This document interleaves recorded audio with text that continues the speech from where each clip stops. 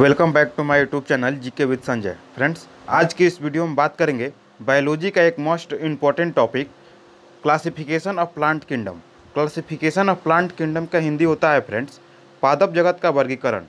दोस्तों, पादप जगत को दो भागों में बांटा गया है। एक होता है पुष्पीय पौधा जिसका अंग्रेजी फेंड्रोगेमस होता है, और एक होता है अपुष्पीय पौधा जिसका अंग्रेजी क्रिप्टोगेमस होता है। पुष्पीय पौधा को दोस्तों तीन भागों में बांटा गया है, थाइलोफाइटा, ब्रायोफाइटा और टेरिडोफाइटा। फ्रेंड्स, जबकि पुष्पीय भाग को भी दो भागों में बांटा गया है। एक अनावृत बीजी पौधा होता है जिसका अंग्रेजी जिम्नोस्पर्म होता है, इसको नग्न बीजी पौधा भी बोला जाता है। एक होता है आवृत बीजी पौधा जिसका अंग्रेजी एंजियोस्पर्म होता है, इसको दो भागों में बांटा गया है, एक बीजपत्री और द्विबीजपत्री। दोस्तों, पादप जगत का वर्गीकरण का यह वीडियो दो पार्टों में बनाया जाएगा, जो ये पार्ट 1 है और पार्ट 2 जस्ट इसके बाद आएगा। फ्रेंड्स, पादप जगत का एक वीडियो इससे पहले बनाया गया है जो प्लांट हार्मोन्स के बारे में बनाया गया है। प्लांट हार्मोन से संबंधित जितने भी प्रश्न बनते हैं सारे प्रश्न का डिस्कशन उस वीडियो में किया गया है। उस वीडियो का लिंक हमारे डिस्क्रिप्शन बॉक्स में रखा हुआ है, कृपया जाकर उसको देख ले, काफ़ी हेल्पफुल साबित होगा। फ्रेंड्स, चलिए वीडियो स्टार्ट करते हैं। फ्रेंड्स, यदि आप हमारे यूट्यूब चैनल को सब्सक्राइब नहीं किए हैं तो कृपया सब्सक्राइब करके अपने दोस्तों के साथ ज़्यादा से ज़्यादा शेयर करें और चैट बॉक्स में लिखकर ये बताएं कि वीडियो आपको कैसा लगा और आप आगे यानी कि नेक्स्ट वीडियो किस टॉपिक पर चाहते हैं। फ्रेंड्स, चलिए वीडियो स्टार्ट करते हैं। पादप जगत का पहला पार्ट इसमें पढ़ेंगे दोस्तों अपुष्पीय पौधा। अपुष्पीय पौधा को अंग्रेजी में क्रिप्टोगेमस बोला जाता है। अपुष्पीय पौधा ऐसे पौधे को कहा जाता है जिनमें फूल और फल नहीं लगते हैं, जैसे कवक, शैवाल, लाइकेन, जीवाणु, साइकस, पाइनस, स्प्रूस, ईटीसी। तीन भागों में बांटा गया है। पहला हो जाएगा थाइलोफाइटा। तो दोस्तों, सबसे पहले थाइलोफाइटा समूह को पढ़ेंगे। दोस्तों, इस समूह में लगभग 75,000 से अधिक पौधे आते हैं। इस समूह को वनस्पति जगत का सबसे बड़ा समूह माना जाता है। इस समूह के पौधे में जड़ तना पत्ती के रूप में स्पष्ट विभाजन नहीं होता है, लेकिन इसका आकार एक थाइलस के रूप में रहता है, इसलिए इस समूह को थाइलोफाइटा कहा जाता है। इस समूह के पौधे में संवहन ऊतक, जाइलम और फ्लोएम नहीं पाए जाते हैं। दोस्तों, थाइलोफाइटा को चार भागों में बांटा गया है। पहला भाग हो जाएगा शैवाल जिसका अंग्रेजी एल्गी होगा।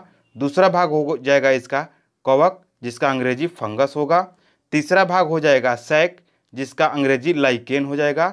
और चौथा भाग हो जाएगा दोस्तों जीवाणु। आप सोचेंगे दोस्तों कि जीवाणु तो एक जीव है, लेकिन आप उसको पादप जगत के रूप में पढ़ रहे हैं। तो दोस्तों, कुछ जीवाणु में प्रकाश संश्लेषण करने की प्रक्रिया होती है, इसलिए इसको कुछ जीवाणु को जीव जगत और कुछ जीवाणु को पादप जगत में रखा गया है। दोस्तों, इसमें सबसे पहले हम पढ़ेंगे शैवाल। शैवाल के अध्ययन को फाइकोलॉजी बोला जाता है। इस समूह के पौधे प्रायः जलीय पौधे होते हैं और जल जैसे समुद्र, नदी, झरना, तालाब इत्यादि में जहाँ तक सूर्य का प्रकाश पहुँचता है वहाँ पर्णहरित युक्त यानी कि हरित लवक युक्त यानी क्लोरोफिल युक्त होता है और संवहन ऊतक रहित यानी कि इसमें जाइलम और फ्लोएम नहीं पाया जाता है और स्वपोषी होता है। इनका शरीर सुकाय यानी कि थाइलस के समान होता है। दोस्तों, शैवाल कुछ लाभदायक शैवाल है जिसके बारे में हम पढ़ेंगे। पहला भाग है दोस्तों, इसका भोजन के रूप में इस्तेमाल किया जाता है। फोरफायर, एल्बा, सर्गासन, लेमनेरिया, नॉन स्टॉप। दोस्तों, ये शैवाल जो है भोजन के रूप में उपयोग किया जाता है। जबकि नेक्स्ट है आयोडीन बनाने में दोस्तों लेमनेरिया, फ्यूकस, तिलोनिया आदि का उपयोग किया जाता है। दोस्तों, कुछ शैवाल को खाद्य बनाने में भी उपयोग किया जाता है, जैसे नॉन स्टॉक, एनावीना, केल्प। दोस्तों, कुछ शैवाल को औषधि बनाने में भी उपयोग किया जाता है, से क्लोरीन नामक प्रतिजैविक और लेमनेरिया से टिंचर आयोडीन बनाई जाती है। क्लोरेला नामक शैवाल को अंतरिक्ष यात्री अपने केबिन में को हम लोग देखते हैं, क्लोरेला नामक शैवाल को अंतरिक्ष यात्री अंतरिक्षयान के केबिन में उगाकर अंतरिक्ष में ले जाते हैं, क्योंकि वो प्रोटीन युक्त भोजन, जल और ऑक्सीजन देता है। इसलिए अंतरिक्ष यात्री अपने भोजन के रूप में क्लोरेला नामक शैवाल को अंतरिक्ष में ले जाते हैं। अब बात करेंगे कवक यानी कि फंगस। इसके अध्ययन को दोस्तों माइकोलॉजी बोला जाता है। यह प्रायः स्थल पर नमी एवं छायादार युक्त स्थानों पर पाया जाता है। जैसे दोस्तों शैवाल को उगने के लिए सूर्य के प्रकाश की आवश्यकता पड़ती थी, जबकि कवक को उगने के लिए सूर्य के प्रकाश की आवश्यकता नहीं पड़ती है। कवक में संचित भोज्य पदार्थ के रूप में ग्लाइकोजेन रहता है। क्वेश्चन पूछता है दोस्तों कि कवक में भोज्य पदार्थ के रूप में क्या होता है, तो ग्लाइकोजेन। जबकि नेक्स्ट है कवक में क्लोरोफिल रहित संवहन ऊतक पाया जाता है। यानी कहने का मतलब यह है क्लोरोफिल में कवक में संवहन ऊतक के रूप में जाइलम और फ्लोएम नहीं रहता है।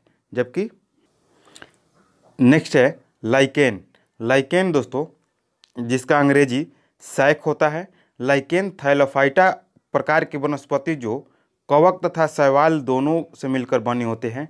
इसमें कवक और शैवाल का संबंध परस्पर सहजीवी जैसा होता है, क्योंकि कवक जल, खनिज लवण, विटामिन आदि शैवाल को देता है और शैवाल प्रकाश संश्लेषण की क्रिया द्वारा कार्बोहाइड्रेट का निर्माण कर कवक को देता है। इसीलिए लाइकेन को कवक और शैवाल के बीच सहजीवी का कार्य करता है, यानी कि सिम्बायोसिस का कार्य करता है।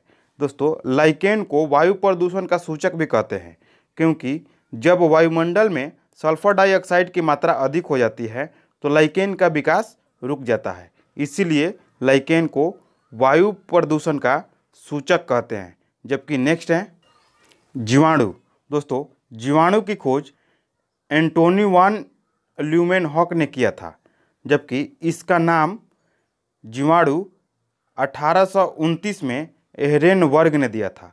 कहने का मतलब यह है दोस्तों जीवाणु की खोज यदि पूछेगा प्रश्न तो उसका हम आंसर देंगे एंटोनी वान ल्यूमेनहॉक ने किया था 1683 में, जबकि उसका नामकरण 1829 में एहरेनबर्ग ने किया था। दोस्तों कलरा तथा तपेंदिक के जीवाणु की खोज रॉबर्ट कोच ने किया था, जबकि दूध के पास्चुराइजेशन और रेबीज के टीके की खोज लुई पास्चर ने किया था। वायुमंडल में नाइट्रोजन स्थिरीकरण का कार्य एंट अमीबा तथा नॉन स्टॉक नामक जीवाणु करते हैं, जबकि राइजोबियम नामक जीवाणु मटर के पौधे में जड़ में पाए जाते हैं। जीवाणु से होने वाले कुछ रोग। दोस्तों ये रोग ट्रिक के माध्यम से याद करेंगे। दोस्तों ट्रिक है डिप्सिटी का कुटनी है। डिप्सिटी का कुटनी है, ये शॉर्ट ट्रिक है। डिप्थीरिया दोस्तों जीवाणु से होने वाले रोग का डी फॉर डिप्थीरिया, प से प्लेग, सी से सिफिलिस, टी से टीबी, तपेंदिक, यक्ष्मा, टिटनस, धनुष्टंकार। टिटनस को ही धनुष्टंकार रोग बोला जाता है दोस्तों। जबकि का से काली खांसी जिसको अंग्रेजी में पर्ट्यूटिस, जबकि कुकुर खांसी जिसका अंग्रेजी हुफिंग कफ होता है। कु से कुष्ठ रोग जिसको लिप्रेंसी भी बोलते हैं। और ट से टाइफाइड होता है। आंत बुखार इसी को बोला जाता है और मोती झर्रा भी इसी को बोला जाता है।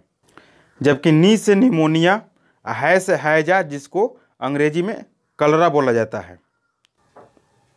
दोस्तों थाइलोफाइटा समूह के सारे प्रकार हम लोग पढ़ लिए हैं। अब पढ़ेंगे थाइलोफाइटा के बाद वाला चैप्टर ब्रायोफाइटा। दोस्तों हम थाइलोफाइटा में पढ़े थे कि इसमें जड़ तना पत्ती स्पष्ट रूप से विभाजित नहीं था, लेकिन ब्रायोफाइटा समूह में जड़ तना पत्ती का विभाजन हुआ था, लेकिन अभी भी उसमें संवहन ऊतक के रूप में जाइलम और फ्लोएम नहीं पाए जाते हैं। दोस्तों इस समूह के पौधे पादप जगत का उभयचर कहा जाता है। क्वेश्चन पूछेगा दोस्तों कि पादप जगत का उभयचर किस समूह के पौधे को बोला जाता है, तो ब्रायोफाइटा समूह के पौधे को बोला जाता है, यानी कि एम्फीबियन ऑफ प्लांट किंगडम। दोस्तों इस समूह के पौधे में जड़ तना पत्ती स्पष्ट रूप में विभाजित होता है, लेकिन संवहन उत्तक के रूप में जाइलम और फ्लोएम नहीं पाया जाता है। इस समूह के पौधे का उपयोग ईंधन और एंटीसेप्टिक के निर्माण के रूप में किया जाता है। जैसे इसका एग्जाम्पल है दोस्तों मॉस, जिसको हम काई बोलते हैं। आप लोग देखे होंगे कल पर लग जाता है, नदी किनारे लग जाता है रेड कलर के रूप में, हरा कलर के रूप में। जबकि नेक्स्ट है रिक्सिया, मर्केसिया, ईटीसी। दोस्तों मॉस यानी कि काई के रूप में एक एस्फेगनम नामक मॉस है जो अपने स्वयं के भार का 18 गुना अधिक पानी सोखने की क्षमता रखता है। दोस्तों क्वेश्चन पूछेगा कि अपने स्वयं के भार का 18 गुना अधिक पानी सोखने की क्षमता कौन रखता है, तो एस्फेगनम नामक मॉस जो ब्रायोफाइटा समूह के अंतर्गत आते हैं। दोस्तों क्वेश्चन यह भी पूछ सकता है